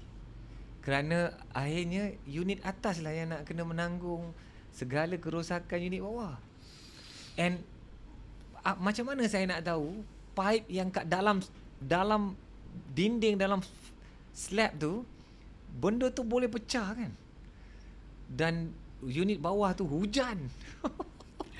Sampai masuk ke dalam electrical system. Dan akhirnya saya nak senangkan situasi tu, saya bekerjasama dan saya repair 100%. Saya repair 100%. Tapi Ilham nak macam mana kan, nak macam mana sebenarnya, macam mana nak selesaikan situasi sebenarnya apa yang patut dibuat adalah owner di floor yang bawah tu, dia kena buat laporan kepada pihak pengurusan. Pihak pengurusan. Itu dalam undang-undang tu sebut gitu ya. You kena lapor kepada pihak pengurusan. Pihak pengurusan perlu mencari jalan berkomunikasi dengan owner tingkat atas untuk conduct a site visit. Jadi dia kena pergi buat joint site visit untuk tentukan punca kebocoran itu berlaku. Jadi kalau punca itu datang daripada unit atas, maka unit atas dengan unit bawah tu perlu berbincang tentang kos yang perlu ditanggung. So it could be 50-50, it could be 60-40, not necessary. Tapi in your case Datuk, memang you bayar 100%. Memang is a good guy lah kan. Wow. Memang alhamdulillah lah orang bawah tu kan. Sebenarnya kalau orang bawah tak you tak bersetuju 100% pun, dia kena tanggung juga tu. Kalau tidak nanti rosak barang dia lagi banyak. Dan yang sedihnya, unit bawah tu dia renovate unit dia kau. Kalau tidak, kalau bare unit tu senang je nak repair. Ini dengan plaster ceiling, dengan electrical item yang canggih-canggih. Masya-Allah, itulah. Tapi kadang-kadang bukan disebabkan waterproofing, kadang-kadang disebabkan oleh pipe yang pecah. Betul. Jadi kalau pipe itu adalah datang daripada common pipe, sebenarnya itu kos pihak pengurusan. Wow. Bukan perlu dibayar pun oleh unit atas. So pengurus harta lah yang kena bertanggungjawab. Jadi pengurus harta akan membuat laporan tentang punca kerosakan. Kalau punca kerosakan itu datang daripada common pipe, maka duit daripada perbadanan pengurusan itu perlu digunakan untuk perbaiki benda tu, bukan pada unit atas. Jadi sebab itu unit atas perlu bagi kerjasama untuk kita nak tengok. Yang penting kerjasama lah. Tapi first of course lah, waterproofing you nak kena buka tile semua kan. Jadi itu pun dah cost kan. Berapa kali buka tile dah, masya-Allah. Okay, so kembali kepada isu-isu yang kita hadapi sekarang ni. Mungkin isu-isu baru. Rumah dah tak digunakan untuk duduk. Rumah dah digunakan untuk jadi aset pelaburan dan pemilik sewakan kepada orang lain yang duduk di situ. Jadi untuk pengurus harta, sudah pasti dia akan ada dynamics baru kan. Kita tak deal direct dengan pemilik, tapi kita sekarang ni deal dengan penyewa yang duduk di kawasan itu. Itu satu. Kemudian sekarang ni pun dah mula dengan sewaan yang ada cara-cara yang baru. So bukan sahaja sewa bilik, unit, tapi dah sewa bilik. Dan ada juga yang menggunakan hartanah dia untuk homestay kan. Dan baru-baru ni viral orang yang menyewa kemah di dalam satu unit apartment. Tapi tak ada pula penyewa yang tampil untuk buat laporan. Orang yang tengok gambar yang rasa marah je yang meroyan di social media, yang menyewa kemah tu rasa okey. Tapi itulah, ini antara apa yang kita nak katakan peredaran masa kerana hartanah semakin mahal, pendapatan tidak meningkat mengikut kenaikan harga. Jadi bagaimana pengurus harta ni berdepan dengan cabaran baru? Ya. Dia sebenarnya dalam dunia pemilikan hartanah ni, ada orang yang beli untuk duduk sendiri kan, ada orang yang beli untuk tujuan pelaburan Jadi kalau tujuan pelaburan tu tentu sekali dia mengharapkan pendapatan sewa lah kan, daripada tempat tersebut. Jadi dalam undang-undang di Malaysia, we have rights of ownership kan, to own the property, and right to rent atau to lease kan. Jadi kita ada hak kita lah kan, untuk kita nak buat apa daripada harta kita Jadi perkembangan ini tentu sekali juga melibatkan perumahan-perumahan dalam kategori ini bangunan berserata ini. Jadi memang kebanyakan orang yang membeli untuk tujuan pelaburan ini, dia akan sewakan Jadi cuma bila dia sewa di kawasan-kawasan yang perumahan bertingkat ini ataupun kawasan perumahan berserata ini, dia akan tertakluk kepada beberapa house rule lah kan. Jadi house rule itu siapa yang gubal? House rule itu yang pertama, dia adalah datang daripada peraturan yang dikeluarkan oleh Kementerian Perumahan dan Tempatan. Satu, dia ada third schedule. Ada dalam third schedule itu adalah house rule yang perlu digunakan Tetapi selain daripada house rule tu, orang boleh buat additional bylaws. Jadi additional bylaws itu dibuat oleh penduduk-penduduk yang tinggal di situ yang attend the AGM, menghadiri mesyuarat agung tahunan, dan kemudian membawa usul untuk meluluskan additional bylaws. Jadi apabila additional bylaws itu telah pun diluluskan, maka dia akan mengikat mereka-mereka yang tinggal di kawasan tu. Satu. Dan dia dibaca bersama dengan house rule. Betul. Itu yang kedua. Yang ketiganya, kerajaan negeri dan juga pihak berkuasa tempatan pun ada guidelines, garis panduan dan juga polisi yang dibuat dan juga kadang-kadang mengikat juga tentang bagaimana mereka yang tinggal di bangunan berserata ini should behave lah. Contohnya macam di Penang So Penang buat peraturan bahawa Airbnb tidak dibenarkan di negeri Pulau Pinang. Tetapi di negeri Selangor contohnya, ataupun di wilayah kita dapati bahawa dia terpulang kepada pihak pengurusan untuk membawa usul itu dan diputuskan sendiri oleh penduduk sama ada membenarkan atau tak membenarkan. Itu bukan macam arahan dari negeri. Bukan. Jadi datang daripada pihak penduduk sendiri melalui perbalanan pengurusan mereka lah. Jadi bila berlaku begini, pihak pengurus harta yang dilantik kita kena menjalankan tanggungjawab profesional kita. Yang pertama, kita perlu menguatkuasakan segala peraturan-peraturan dan undang-undang mengikut seperti mana yang ada di dalam buku lah. Jadi kalau kita ada third schedule, kita kena laksanakan ikut bylaws dan apa yang diputuskan. Dan of course yang kedua, kita kena pastikan supaya kita bagi penjelasan, penerangan dan nasihat mengikut undang-undang lah. Jadi berbalik pada soalan tadi, perubahan yang berlaku peredaran masa itu menyebabkan kaedah penyewaan itu juga melalui proses yang sangat inovatif lah. Jadi kalau dulu orang sewa secara tahunan, tetapi sekarang orang nak sewa secara bulanan, lepas tu turun kepada mingguan, lepas tu turun kepada harian. Seperti mereka tinggal di hotel.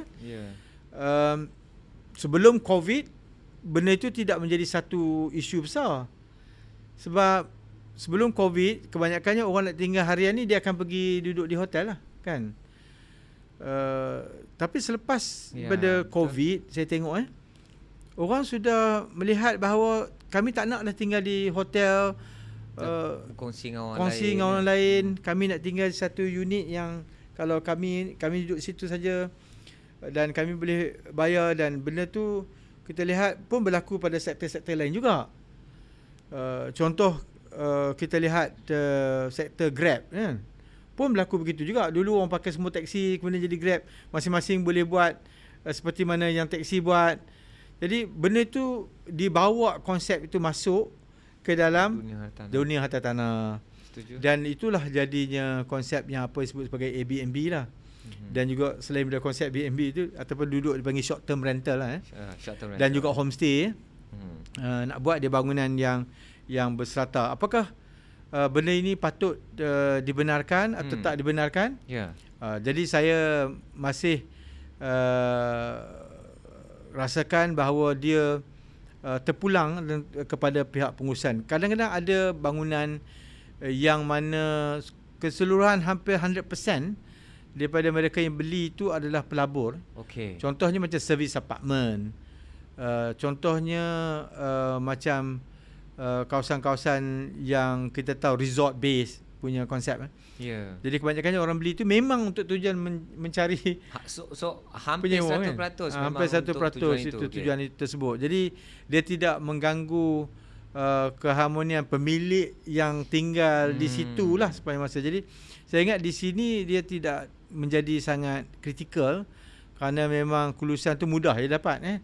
Dia yang susahnya kerana 90% adalah pemilik, 10% lagi tu penyewa yang nak cari penyewa begini. Jadi saya rasa untuk yang kalangan 10% ini, kalau sekiranya peraturan itu tidak membenarkan, maka kita kena abide dan patuh, kerana kita tinggal di bangunan itu dan kita mesti menjadi sebahagian daripada komuniti yang bertanggungjawab, kan. Ya. Jadi kita carilah orang yang nak sewa for 1 year, 3 years, kan. Jadi saya rasa tak menjadi isu. Sebab kalau sekiranya kita masih berdegil dengan kaedah gitu, itu mungkin akan menghadapi masalah tinggal di bangunan itu lah. Ya. Jadi mungkin penyewa kita yang datang mungkin 20-30 orang tu, kan. Itu yang kadang-kadang menjadi satu isu besar kepada pemilik atau pihak pengurusan, kerana mereka datang dalam kelompok yang ramai betul. enjoy all the facilities. Ya, dan kemudian membayar yuran yang sama, ya, kepada ni, dan itu sangat membebankan. Adakah Haji akan rasa okey, orang-orang yang ada high volume atau high traffic ni, penyewa-penyewa short term ni, sepatutnya mereka membayar maintenance fees yang lebih tinggi setiap bulan? Boleh ke dijadikan bylaw Saya macam tu? Dia itu ada kekangan undang-undang. Sebab di dalam Akta Pengurusan Strata, kita dalam itu formula hanya membenarkan single rates impose. Dia tak boleh multiple rates. Memang disebut di dalam Akta Pengurusan Strata. Ya, di dalam jadual pertama lah. Satu formula yang digunakan secara konsep single rate.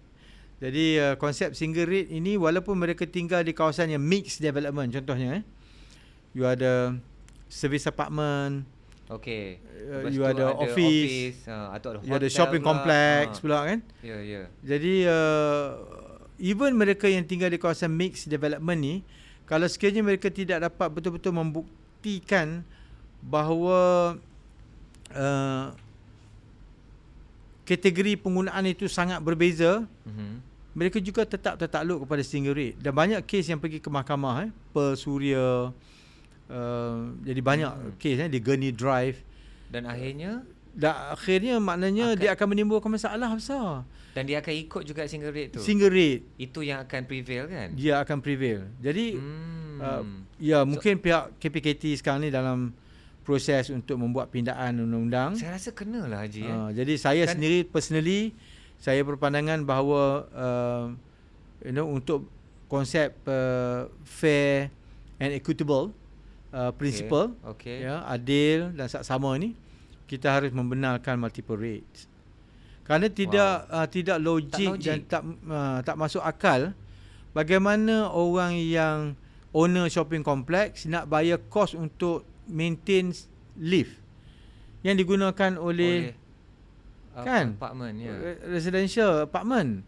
Oh, sekarang ni memang dia kena juga Single rate dia impose semua sekali kan. Jadi semua sekali dia kira dicantumkan semua kos dan dibahagikan kepada semua. Yes. Ikut share units. Dan sebaliknya orang yang tinggal di blok apartment takkan nak bayar kos untuk elektrik yang digunakan aircon di shopping complex. Pun tak masuk akal juga kan. Jadi sebab itu untuk konsep fair and equitable. Jadi saya rasa kita patut benarkan multiple rate. Saya fikir benda ni berlaku kerana undang-undang kita tercicir dari evolusi hartanah di Malaysia. Betul, tu benar. Masa tahun 2013 sebelum dari itu konsep pembangunan kita ni sangat simple je. Macam tradisional. Ada tradisional simple blok kediaman commercial. Masa tu tak ada lagi orang bincangkan pasal TOD, transit oriented development, tak ada kan. Tapi bila dah 10 tahun, 15 tahun bergerak, konsep ini memang sangat trending kan. Jadi kebanyakannya orang nak cari pun kawasan-kawasan yang memang konsep TOD ni kan. Sebab saya nak pergi kerja, saya tak payah pakai saya punya ni berguna awam. Saya pergi ke shopping complex, saya boleh tinggal di kawasan tu, anak saya boleh pergi hospital ada sebelah dan sebagainya. Jadi konsep itu menjadi sangat popular. Jadi formula yang kita guna tu tidak lagi relevan lah untuk dikekalkan. Setuju. Jadi sebab itu juga cabaran kepada pengurus harta macam kami nak explain. Walaupun kita tahu kata benda tu sebenarnya sangat tak adil, tapi disebabkan law kata macam tu, jadi kita terpaksa bagi penerangan juga kan. Itu pun cabaran juga kepada kami. Membuat masa sekarang itu je lah yang kita boleh buat. Okay, so macam unit-unit yang Haji jaga sebagai pengurus harta kan, apa pandangan Haji kepada yang menambah bilik, modify unit mereka untuk maksimumkan bilangan bilik supaya dapat maksimumkan pulangan kepada sewa? Dia sebenarnya Akta Perancang Bandar dan Desa 1976 tu dah ada. Keluar dah akta dah. Semua ada akta dia ni. Semua ada aktanya. Jadi Akta Perancang Bandar dan Desa kata kalau sekiranya kita nak buat sebarang perubahan pada struktur yang melibatkan dinding dan sebagainya, maka kita perlu mendapatkan kelulusan daripada Jabatan Perancang Bandar Desa lah. Maknanya kelulusan kebenaran merancang. Ataupun kalau sekiranya perubahan kita itu tidak katalah melibatkan penambahan ruang tetapi akan melibatkan penambahan dari sudut kapasiti yang boleh memuatkan satu tempat. Contohnya maksimum yang dibenarkan 5 hingga 6 orang. Tiba-tiba ada yang boleh diisi sampai 15 orang. Dan itu dah jadi nuisance kan. Jadi benda itu ada di bawah akta lain pula. Akta Kerajaan Tempatan 1976 juga jadi akta 171, kita ada akta 176.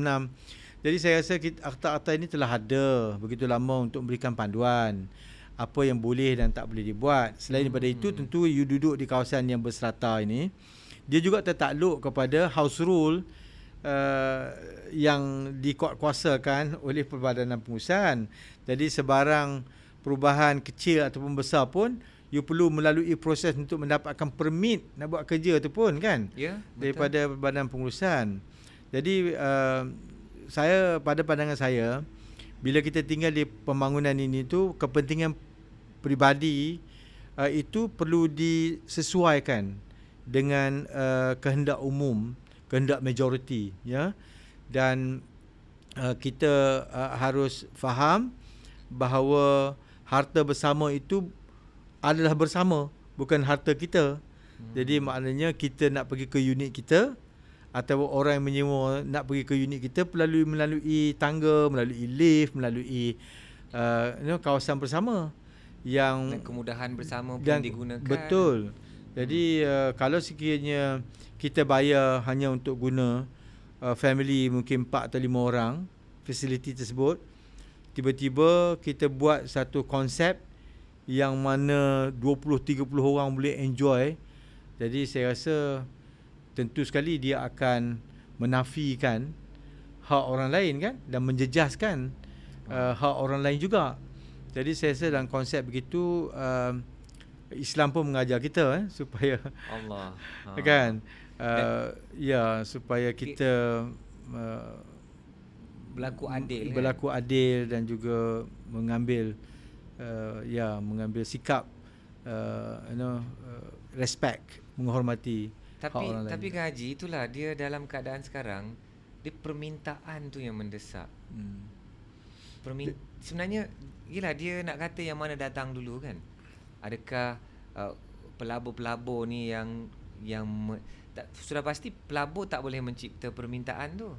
Dan pelabur ni dia bertindak berdasarkan apa yang pasaran mahukan sekarang kan. Sebagai contoh anak saya nak pergi universiti ni, dan universiti tu kata okey, kita ada beberapa pilihan untuk accommodation. Dan yang paling murah ada satu tempat ni yang satu bilik dikongsi 4 orang. Dan dia bukan ada 3 bilik dalam unit itu. So saya membayangkan, wow, ada 2 double decker bed untuk pelajar-pelajar tinggal, dan saya membayangkan kalau darab 3 dah 12 orang dalam satu unit kan. Jadi itu adalah satu desakan dari permintaan pasaran untuk pelajar, untuk pekerja. Jadi macam mana industri kita nak adapt kepada permintaan rakyat ni sekarang? Ya, saya rasa itu adalah satu perubahan yang real. Dia bukan satu hipotesis, dia memang berlaku dah pun. Contoh satu universiti yang dekat je di Kuala Lumpur ni, di Shamlin. So dia ada 10,000 students. Ni incoming ni disebut dengan chancellor, dia ada 10,000 student yang mereka mampu untuk sediakan accommodation 1,000 saja. Jadi 9,000 lagi students kena cari rumah sewa. Students bila nak cari rumah sewa, tentu sekali dia tak dapatlah nak sewa sampai satu unit. Dan tak perlu pun dia sewa sampai satu unit. Jadi dia perlu sewa bersama dengan kawan-kawan kan.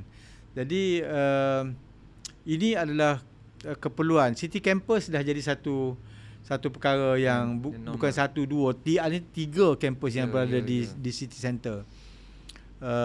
So begitu juga kalau kita lihat fenomena di mana mereka yang baru masuk ke pasaran, fresh grads, belum berkahwin lagi, mereka pun tinggal secara berkongsi juga dengan kawan-kawan juga. Soalnya sekarang ini adalah kita kena tengok, so apakah benda ini boleh diselesaikan dengan kita melihat semula kita punya polisi. Dan polisi yang perlu lihat tentu sekali pada 2 akta ini dan juga akta pengurusan serata lah, ada 3 ni. 3 akta ni perlu disemak kembali. As long as pihak pengurusan iaitu MC ataupun JMB dapat be very accommodative dan dapat melihat mana ini sebagai satu solution kepada masalah yang dihadapi oleh masyarakat, dan tentu sekali dia akan dapat membantu juga masyarakat untuk progress, kerana students ni akhirnya dia akan menjadi tenaga besar kan kepada negara kita kan. Jadi tentu sekali orang-orang ini perlu dibantu seperti mana kita bantu golongan-golongan yang kita tahulah, orang-orang mereka yang OQ sama segmen tu. Jadi saya rasa mungkin sudah sampai waktu untuk kita melihat benda ni secara objektif lah.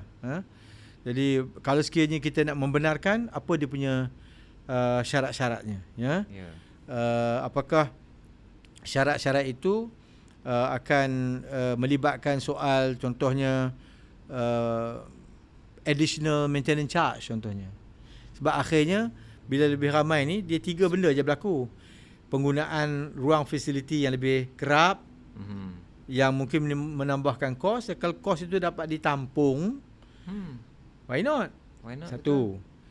So yang keduanya, bila orang lebih ramai ni, dia akan mengundang nuisance ataupun kerunsingan jiran-jiran, mungkin bising, tak selesa, main muzik kuat dan sebagainya. Jadi saya rasa kalau itu bentuk kebimbangan, maka kita kena ketatkan syarat-syarat tu. Syarat penggunaan keluar masuk dari segi kawalan dan sebagainya. Jadi saya rasa dah undertaking mungkin daripada pihak universiti dan sebagainya kan. Jadi saya rasa mungkin pihak PBT lah, saya rasa yang bertanggungjawab lah sebab ini di bawah dia orang punya penguatkuasaan. Mungkin kena relook balik, dan juga kita punya YB kita lah. Bagaimana pula kes sewa atas sewa? Pengurus bangunan ni macam mana dia orang berdepan dengan kumpulan begini? Maknanya mereka adalah operator yang ada permintaan mungkin pekerja atau anak-anak murid ni, university students, dan mereka menyewa dari pemilik asal dan mereka menyewakan kembali kepada permintaan ini. Saya rasa dari segi contract law ataupun undang-undang kontrak kan, dia tidak menjadi halangan kepada landlord untuk menyewa kepada principal tenant atau master tenant, as long as dalam kontrak tersebut dia benarkan penyewa tersebut sublet ataupun dia sewa kembali dia jadi master, dia ada subtenant kan. Jadi kalau sekiranya landlord membenarkan benda itu, saya rasa tidak ada isu untuk benda itu dilakukan. Jadi kepada pihak pengurusan yang kita nak dapatkan data itu adalah siapa yang tinggal di unit berkenaan. Jadi itu saja yang penting, kerana kalau sekiranya berlaku kes-kes yang tertentu, maka kita ada data dia. Jadi itu saja yang mustahak. Jadi sama ada perlu kita kawal sublet punya, saya rasa itu semua berada dalam undang-undang kontrak yang sedia ada lah. Dan Haji pun pernah sebut kepada Ahyat, benda ni pun adalah konsep dari REITs sendiri. Even konsep REITs saya nak sebut, REITs itu atau Real Estate Investment Trust lah kita satu konsep di mana berlakunya pindah milik daripada owner asal kepada satu trustee atau pemegang amanah yang menjadi pemilik baru, dan trustee itu menyewa semula kepada pemilik asal. Jadi dia jual, dapat duit, dia sewa semula. Betul. Dan dia sewa semula bukan dia duduk di tempat tu sepenuhnya atau guna sepenuhnya. Dia pun akan sublease atau sublet juga. Jadi konsep subleasing atau sublet ini telah dibenarkan oleh Security Commission, dibenarkan dalam pelaksanaan konsep REITs ini. Cuma REITs itu mungkin satu konsep yang biasanya di-associate dengan listed REITs lah. REITs yang diapungkan, ataupun PHB, Pelaburan Hartanah Bumi Putra, yang tidak diapungkan, listed dan unlisted REITs. Tapi konsep yang berlaku di bawah ni, iaitu sublet ini sebenarnya konsep yang quite similar je. Dari sudut dia punya strukturnya, frameworknya, frameworknya sama. Jadi saya rasa seharusnya tidak menjadi satu isu, kerana pelaksanaan di peringkat yang lebih besar tu dah ada dia punya. Dan satu trend terakhir lah yang kita nak sebut, kerana kita bercakap tentang masa depan, dalam Belanjawan 2026 disebutkan kerajaan akan bagi pengecualian cukai khas kepada pemaju yang menukarkan, yang keluarkan kos untuk menukarkan bangunan komersial untuk menjadi bangunan kediaman. Jadi kita pernah berbincang hal ini, dan Ahyat rasa benda ni perlu dibincangkan kerana ini mungkin jadi satu perkara normal dalam masa depan rakyat Malaysia. So apa pandangan Haji? Ini antara isu yang terakhir yang kita nak bincangkan. Dan adakah ini masa depan Malaysia, sehinggakan kita dah tak cukup bangunan untuk menempatkan anak-anak muda kita di hartanah jenis kediaman yang normal, dan kita perlu convert pula hartanah komersial yang tak diguna pakai dengan sepenuhnya dan produktif sepenuhnya untuk jadikan kediaman. Sebenarnya saya setuju dengan konsep untuk repurpose dia panggil. Oh ya, repurpose. Konsep repurpose apa dalam bahasa ni, Melayu tu diguna mungkin ubah kegunaan lah. ubah kegunaan. Okey. Perubahan kegunaan repurpose of the building ni. Saya bersetuju. Sebab kita tahu ruang komersial ni dia akan menjadi relevan kalau sekiranya satu tempat atau bandar itu dia statik dan tidak berpindah mana-mana. Okey. Tetapi kalau sekiranya perbandaran itu berubah. Dulu kita tahu Ulu Kinta, sekarang dah jadi Kipoh kan. Apa yang jadi pada Ulu Kinta? Macam mana jadi komersial itu contohnya. Kalau dulu di Kuala Lumpur, semua fokusnya melihat Menara Maybank itu sebagai ikonik lah. Ya. Di Pudu tu. Ya. Itulah center gravity dulu. Ya. Menara kita tu dulu. Sekarang bila dah semua orang dah naik ke LCC, dah berpindah semua tu ke LCC kan. Jadi sehingga Maybank pun sekarang ni dah nak berpindah ke Menara 118. Jadi apa jadi dengan Menara Maybank tu? Jadi kalau kita kata nak terus dia kekal sebagai bangunan komersial, office kita dah oversupply ya di Kuala Lumpur contohnya. Occupancy rate pun rendah, makin rendah. Dan sedangkan permintaan untuk orang tinggal itu tinggi. Ya. Jadi orang-orang daripada luar bandar datang ke sini, orang dalam bandar itu perlu cari tempat yang untuk mereka tinggal semakin tinggi. Nak pergi ke kawasan-kawasan yang sebut tadi tu mungkin tak boleh, tak dibenarkan dan sebagainya kan. Oleh MC dan GMB. Jadi penyelesaiannya, saya rasa apa yang kerajaan sebut dalam bajet itu adalah satu polisi yang saya rasa perlu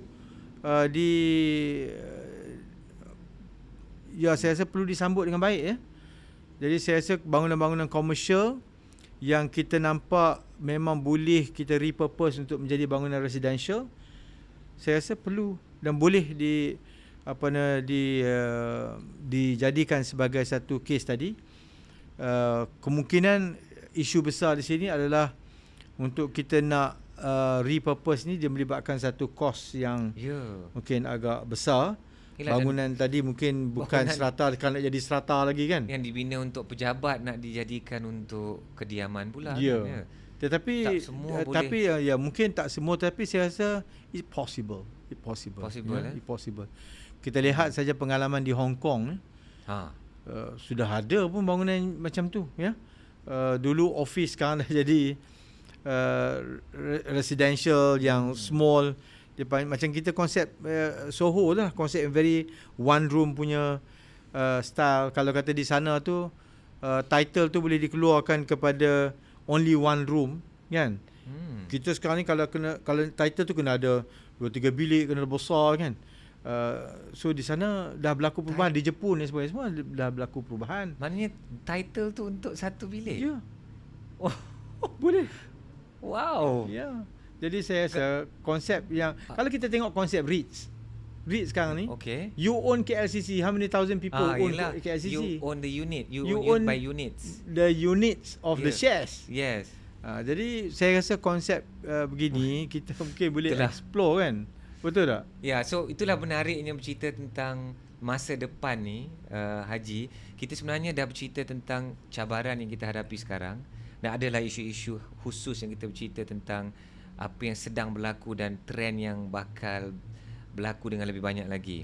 Jadi sebagai penutup, apa agaknya yang perlu dibuat oleh pengurus harta ni untuk kesediaan dia menghadapi bagaimana dia mengurus bangunan dengan cabaran masa depan negara?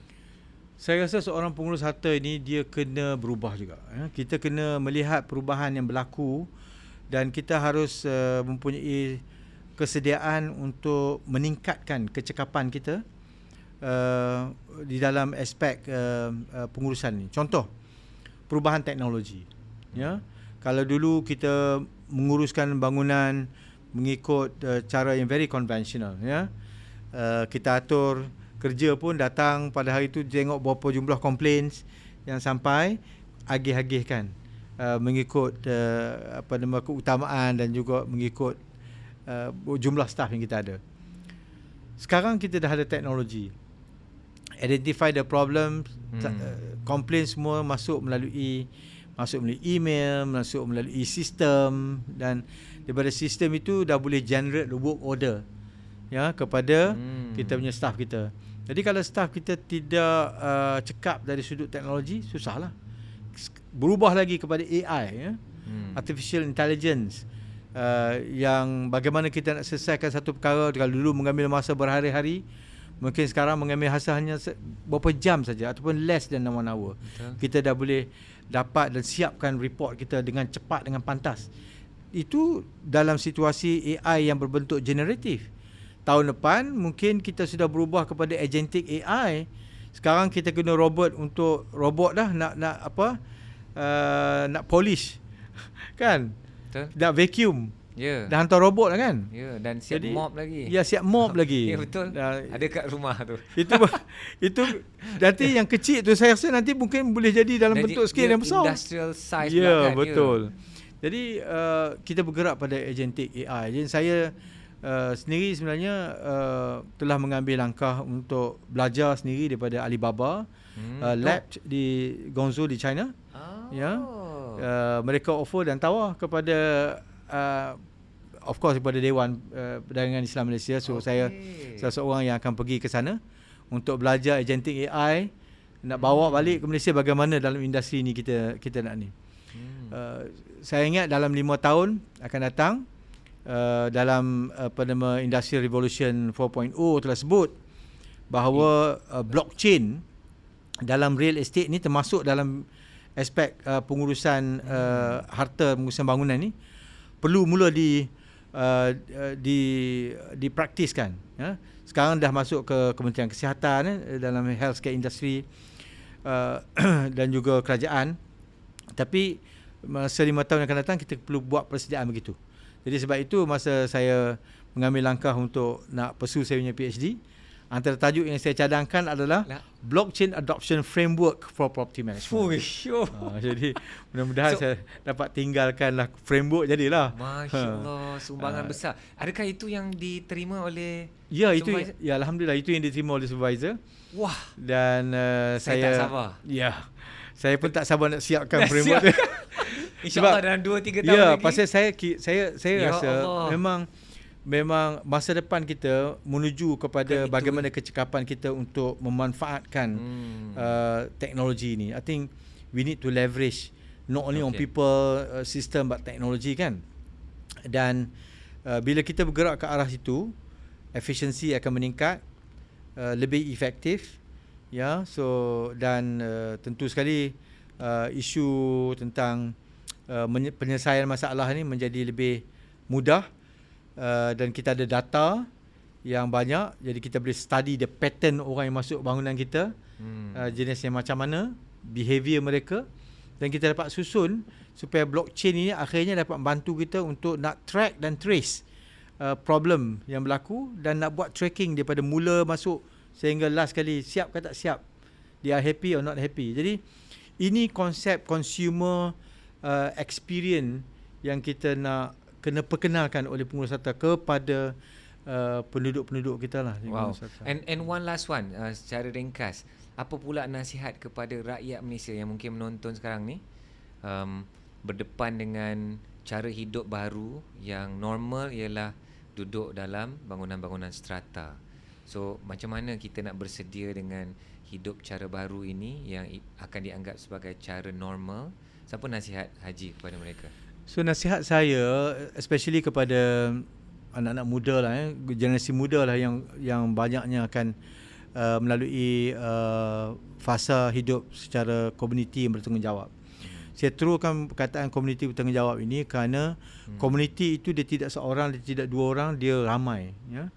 Dan dalam komuniti itu tentu sekali kita faham ada masing-masing ada strength dan weaknessnya.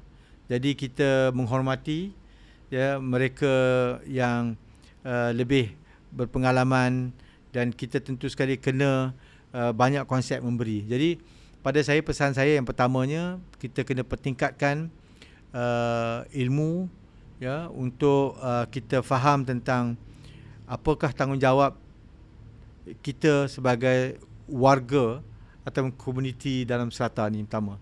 Kita faham kita punya hak kita.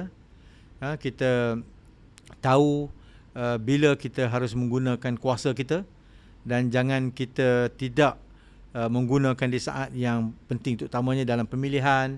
Bayangkan dalam pemilihan itu mereka yang baik-baik ni tidak menonjol dan tidak ditonjolkan. Datang semua orang-orang yang yang gangster. yang nak lantang. songlap, yang ni susah kan.